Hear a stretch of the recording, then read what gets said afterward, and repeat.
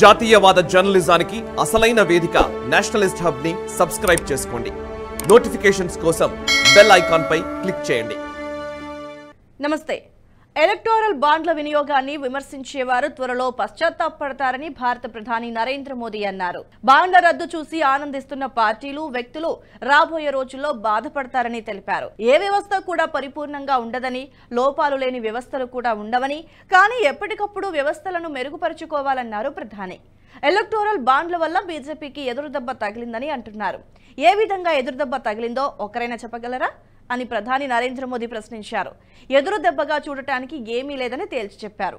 2014లో తాను ప్రధానిగా ఎన్నికైన ఏడాదికి ముందు జరిగిన ఎన్నికలకు సంబంధించిన నిధుల మూలాలు, వాటి లబ్ధిదారుల గురించి ఏ ఏజెన్సీ అయినా చెప్పగలరా అని ప్రశ్నించారు మోదీ.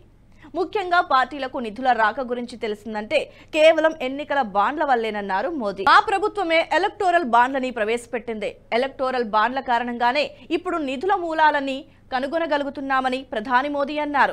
తమిళనాడులోని ప్రముఖ టీవీ ఛానల్ తంతి టీవీలో ప్రసారమైన ప్రత్యేక ఇంటర్వ్యూలో మోదీ ఈ వ్యాఖ్యలు చేశారు. ఎలక్టోరల్ బాండ్లతో పాటు తమిళనాడులో బీజేపీ, అన్నాడీఎంకే మధ్య సంబంధాలపై కూడా మోదీ మాట్లాడారు. ఇరు పార్టీల మధ్య స్నేహం చాలా బలంగా ఉండేదని మోదీ అన్నారు. ఏఐఏడీఎంకే అధినేత్రి, దివంగత తమిళనాడు సీఎం జయలలిత కలలను ధ్వంసం చేస్తూ పాపాలు చేస్తున్న వారు మాత్రమే పశ్చాత్తాపడాలని ప్రధాని మోదీ అన్నారు. ఈడీ, ఇతర ఏజెన్సీలు స్వతంత్రంగా పనిచేస్తాయని మోదీ మరో ప్రశ్నకి సమాధానంగా చెప్పారు. ఎట్టి పరిస్థితుల్లోనూ ఈడీ చర్యలను ప్రభుత్వం అడ్డుకోదు, నిర్దేశించదు. ఈ సంస్థలు స్వతంత్రంగా పనిచేస్తాయని తెలిపారు. ప్రస్తుతం ఈడీ వద్ద దాదాపుగా 7,000 కేసులున్నాయి. వీటిలో 3% కంటే తక్కువ రాజకీయ నాయకులకి సంబంధించినవని మోదీ తెలిపారు. ప్రతిపక్షాల 10 ఏళ్ల పాలనలో వారు స్వాధీనం చేసుకున్న డబ్బు కేవలం 35 లక్షలు మాత్రమే. మా హయాంలో 2,200 కోట్ల అక్రమార్జనను బయటకు లాగినట్లుగా ప్రధాని మోదీ వెల్లడించారు. పార్టీలతో సంబంధం లేకుండా అధికారుల చర్యలుంటాయని మోదీ తెలిపారు.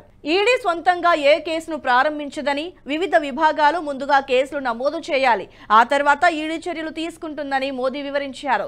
ఇటీవలే సుప్రీంకోర్టు ఆదేశాల అనంతరం ఎలక్టోరల్ బాండ్లకి సంబంధించిన మొత్తం సమాచారాన్ని పబ్లిక్ డొమైన్ లోకి తీసుకొచ్చారు. ఎన్నికల బాండ్లు ప్రజల సమాచార హక్కును ఉల్లంఘిస్తోందని భావించిన సుప్రీంకోర్టు వీటిని రద్దు చేసింది. న్యాయస్థానం ఆదేశాల మేరకు ఎస్బీఐ ఎలక్టోరల్ బాండ్ల వివరాలను ఈసీకి సమర్పించింది. ఎన్నికల సంఘం ఆ వివరాలను పబ్లిక్ డొమైన్ లో ఉంచింది. గత 4 ఏళ్లలో 6,000 కోట్లకు పైగా విరాళాలు ఎలక్టోరల్ బాండ్ల ద్వారా బీజేపీకి చేరాయి. Mega Engineering, Future Gaming, Reliance linked, Quick సప్లైతో సహా అనేక కార్పొరేట్ సంస్థలు, వ్యక్తుల నుండి భారతీయ జనతా పార్టీ నిధులని పొందింది. అయితే దీనిపై ప్రతిపక్ష పార్టీలు ప్రభుత్వంపై విమర్శలు చేయగా భారతీయ జనతా పార్టీ కూడా అంతే ధీటుగా బదులిచ్చింది.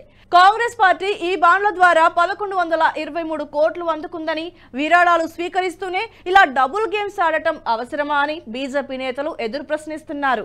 ఈ వీడియో మీకు నచ్చినట్టయితే లైక్ చేయండి, 10 మందికి షేర్ చేయండి. అలాగే కామెంట్ల రూపంలో మీ అభిప్రాయాలను మాతో పంచుకోండి. Nationalist hub group of channels ను సబ్స్క్రైబ్ చేసుకుని తెలుగునాట జాతీయవాద జర్నలిజాన్ని ప్రోత్సహించండి. ఈ వీడియో కింద ఉన్న బెల్ ఐకాన్ పై క్లిక్ చేయడం మర్చిపోవద్దు.